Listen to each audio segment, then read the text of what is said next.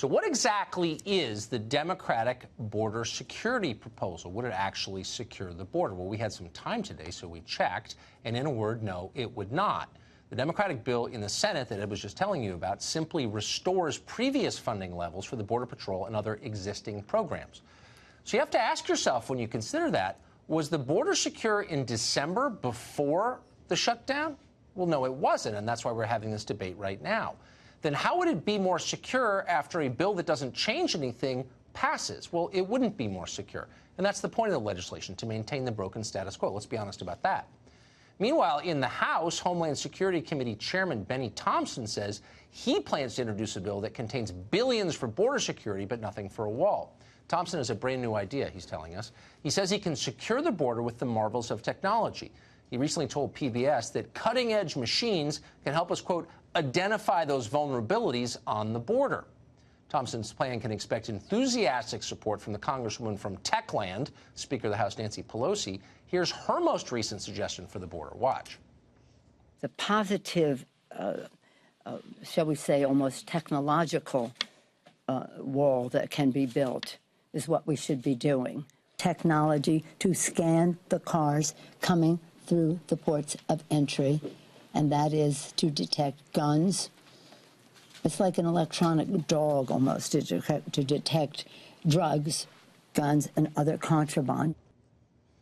It's really like an electronic dog that can detect contraband. On one level, that's hilarious. We've laughed about it before, but it's also patronizing, really. You'd have to be totally ignorant of what's happening on our southern border to believe that more surveillance is going to solve the problem.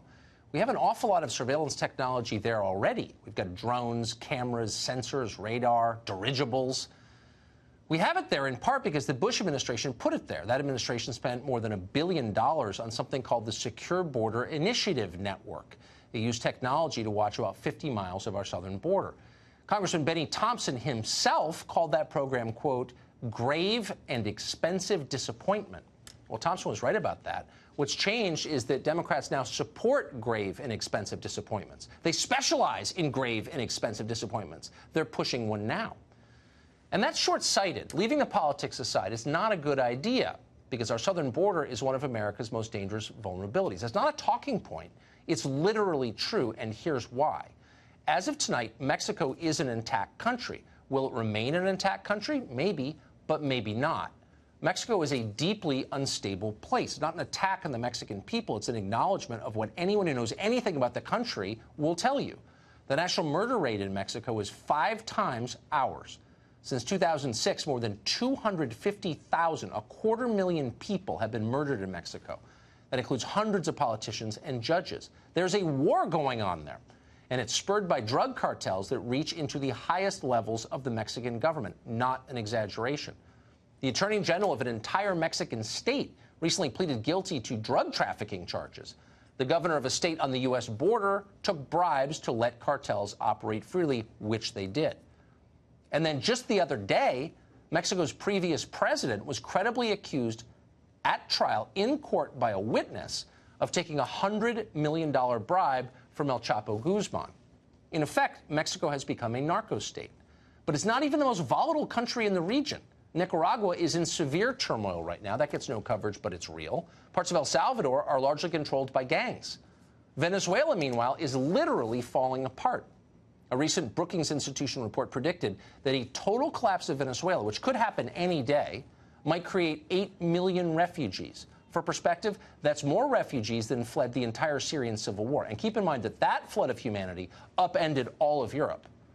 Something similar could easily happen here to us, and it likely will if we ignore the problem, which we are doing. And yet, the position of Democrats in the Congress is that everything is fine, and you're nuts if you disagree. Nothing needs to be done.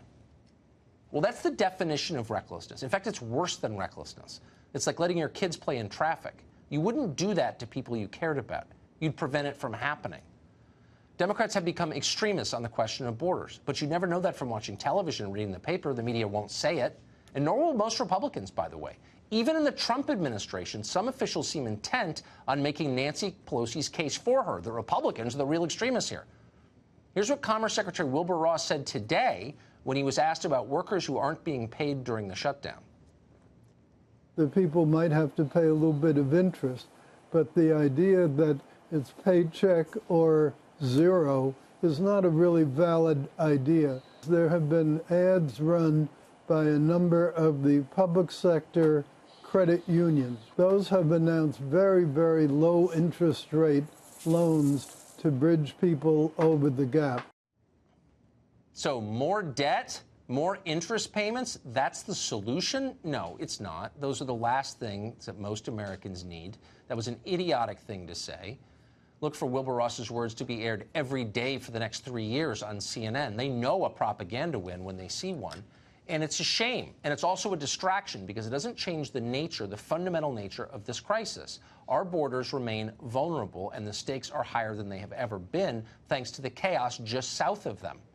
Leaders who cared about this country would be staying up late trying to fix that problem. Democratic leaders are trying to make it worse. That's the bottom line truth.